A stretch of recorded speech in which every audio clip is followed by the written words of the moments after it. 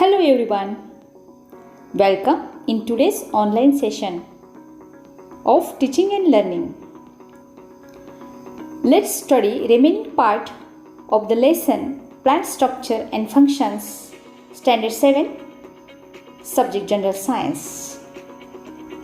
At the end of this video, you are able to know parts of plants, leaf morphology, functions of stems, its types and structure. So let's begin. You know that plants are complex system, just like road system. Okay, which have network of pathways.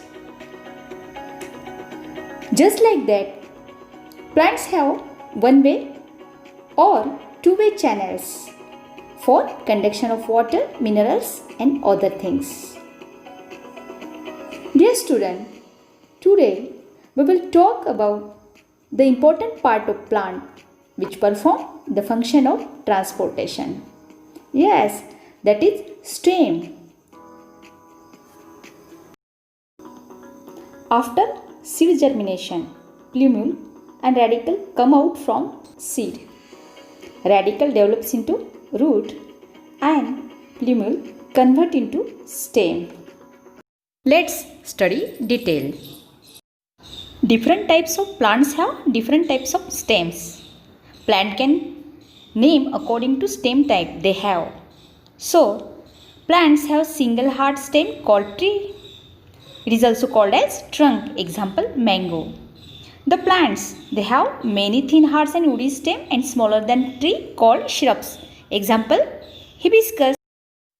Stems are not strong and they are smaller than shrubs called as herbs. Example, mint.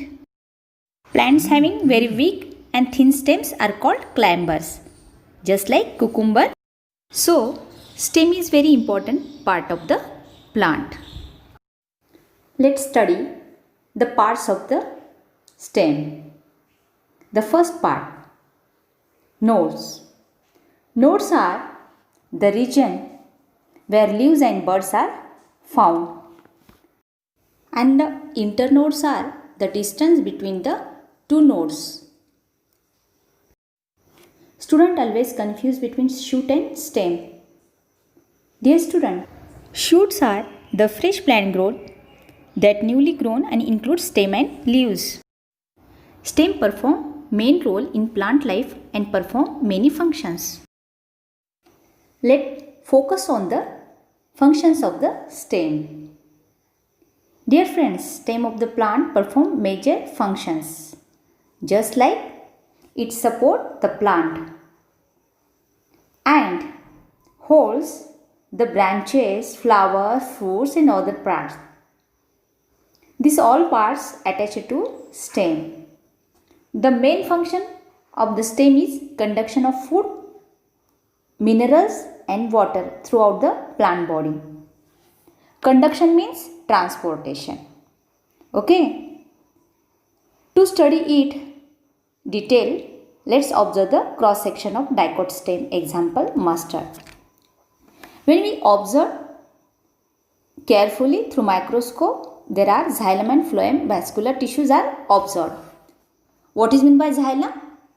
Xylem is a vascular tissue which conducts water, minerals from roots to plant parts, while phloem transport food from leaves to all body parts. A pipeline structure formed in the stem for conduction. Can you tell me, is stem perform photosynthesis or not? Think about it. If your answer is no, you are partially correct. If we look at non-green woody surface of stem, we formally say it does not conduct photosynthesis. But is it true in all cases? Look at the picture. These small plants have green color and has chlorophyll. It produces food and perform photosynthesis. As plant grows, it loses its green color and develops woody structure and discontinue the function of photosynthesis. These are the major functions of stem. Did you know stem get modified and perform other different functions? Let's have a look at various modifications of the stem in the upcoming video. Like root, stem, leaf is another important part of the plant which is very essential for the photosynthesis. Let's study the main and important part of plant, leaves. Actually, leaf is called the kitchen of the plant. Why so? This is because they are the main organ responsible for photosynthesis. Okay. They obtain green color due to chlorophyll. They come in different shapes and sizes. Let's study parts of the leaf. The first part, lamina. Leaf blade is called lamina. Generally, it is a flat and broad. In the center of the leaf blade, there is a prominent midrib called main vein, and from this, many midribs arises called veins. Leaf apex. Tip of the leaf is called leaf apex. Petiole. Stalk-like structure which connect leaf blade to stem is called petiole. Then stipule. There are small flap-like structures that grows at the base of the petiole called stipules. These are the parts of the leaf. In different plants, arrangement of leaves on the stem is different. Look at the picture. It may be alternate, opposite, word, spiral, etc. Let's study the types of venation. Arrangement of veins on leaf lamina is called venation. There are two types of venations. Parallel venation. Look at the picture carefully. It is a leaf of maize. All veins are parallel running from the leaf base to apex. It is found in grass, wheat, etc. The next type is reticulate venation. Look at the picture. It is a leaf of peepal. There is a one mid vein and many secondary veins arises from this mid vein, and they branch out and form a network-like structure. This type of venation is called reticulate venation. Do you want to observe this reticulate venation? So, do one activity at your home. Take a fallen peepal leaf and soak it in water for 20 days. Dry it and move toothbrush gently on it. What you get? You get a network-like structure. Now study the reticulate venation through this activity at your home. Dear student, you know that leaf is a kitchen of plant. So let's focus on the functions of leaves. The main and important function is photosynthesis. With the help of carbon dioxide, water, chlorophyll and sunlight, plant convert light energy into chemical energy and prepare food by the process of photosynthesis. The next function is exchange of gases. You know that there are small and tiny pores present on leaf called stomata.